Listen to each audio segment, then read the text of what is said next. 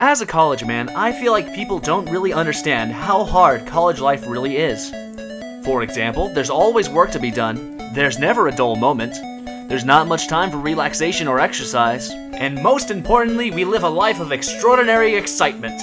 But during this excitement, while I was definitely not at a video game store, I came across an old friend of mine that was lost through the temperament of time. And who was this friend, you might ask? Why, it was none other than the Pagemaster on Super Nintendo. I couldn't believe my eyes.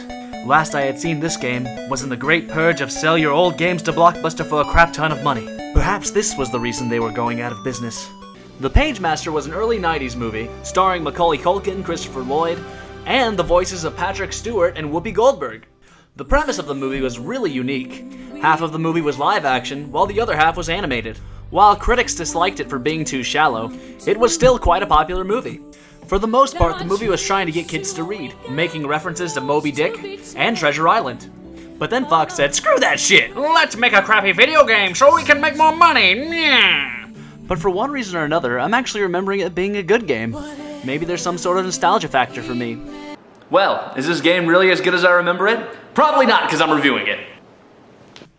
Alright, well, you know what they say. Let's get this party going!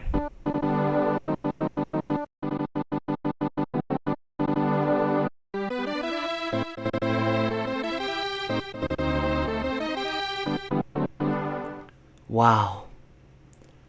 Beautiful. That was the best. So this is the title screen. We got Macaulay Culkin, he's holding the sword and a shield very awkwardly. There's horror, he's a Frankenstein novel. We got adventure, it's Patrick Stewart, pirate, and then we got a, whoa. Oh no. Is that fantasy or transgender fantasy? So as you can see, we have two options. As Transgender Fantasy Jr. points them out over there. We got start game and password. Well, I don't have a password, so let's start the game.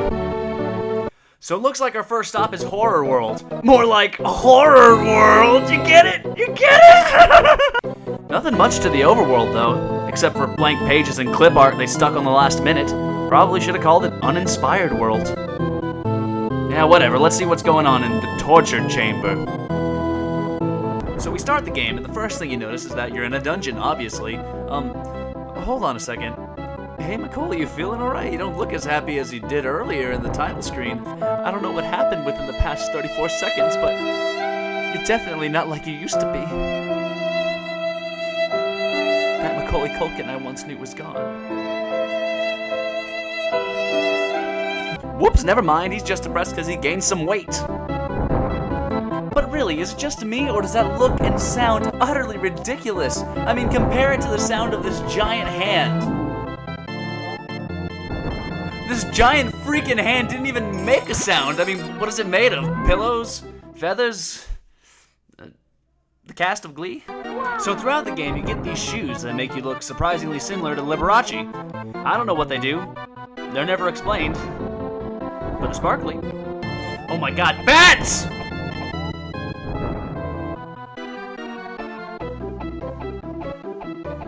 I'm a monster.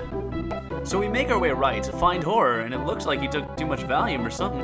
Now the only thing I can think he's very useful for is to get that 1-up. But the million-dollar question is, how do I pick him up? I'm pressing all the buttons and nothing seems to work. Oh, you've got to be kidding me. Down and the jump button? Seriously? Gosh, I wonder how you throw him. Could it be, yep, up in the jump button. I'm an understandable guy. Like a really understandable guy. But it just makes me so angry that you've got this plethora of other buttons to use, yet they still apply this action to buttons that are already in use. So we get the stupid 1-up, head up the books, and barely find these chains in the background that you're supposed to climb onto. But what sucks is that you have to be absolutely precise to climb onto it. It can get really frustrating. Really frustrating. So I finally make it to the second chain and discover a weapon. Wonder what it could be. But was that an eyeball? Yup, that was an eyeball. Yup, look, you can see the pupil. Is that freaking blood? Because you remember that part where they went sadistic and started pulling out people's eyeballs and throwing them at ghosts? Yeah, of course. It's 2 times effective. Also, I love how he checks his eyes like he can't believe it either. As you make your way right, you've got to be careful because everything and anything can hurt you. And it's so hard to see what's coming next because the camera is so shaky. If you lose your weapon, you can just give them the old Mario suplex. Unless they're a jumping book. I forgot you can't beat jumping books with your legs. One cool innovation they added to the game is wall jumping, which actually feels really good. Or maybe that's just because all the other controls are very floaty. When it comes to enemies, there's not much more than jumping books, giant hands, and hooligans with strainers on their head. So I found this thing, whatever it is. You can't pick it up. It doesn't make a sound. Okay. Hey guys, it's actually a checkpoint, but it doesn't make a noise or tell you, and that's the joke. Okay, bye. Then we get this green gloopy thing, and I honestly have no idea what it does. The only thing I can really tell is that it makes your shoes a little green. Hey, looks like I found a secret area. So after killing that bitch of an ex that even in death still won't stop pestering me about getting married, looks like we found a library card. Only 7 more to go. You see, this is why I killed you. You're too clingy. Overall, the game is just very bland. The chains in the foreground are in the way of the action, and the backgrounds really blend in with each other. The stage is not very dynamic, just very bland. While this game had a slight innovation like jumping off walls, there's too many negative things to say about it. The controls are really floaty, the enemies are bland and tasteless, not to mention confusing, and the items have no explanation. Well, looks like we found the exit. Maybe the next level will be better. Well, here we are, back in good old horror world. What? Whoa. All the levels are open. What? I can't believe this. All the levels are open! That's not right! You even get to go on the freaking flying minigame! I didn't earn that! I didn't! It's a pirate world! It's a pirate world! It's about minigames!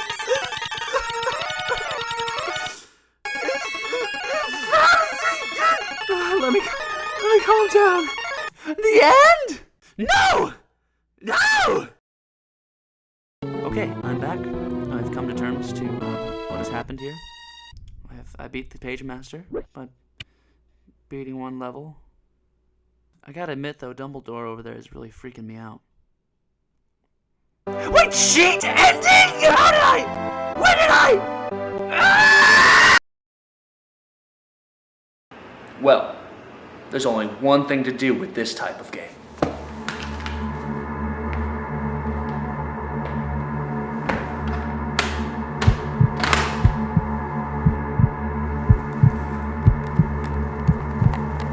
Just gonna leave that there and go to bed and never think about this game again. Hey, thanks for watching, and I just created a Facebook page. Yeah, I know, I gotta get with the times. Anyway, head on over to facebook.com/MikEffect. I'll be waiting for you.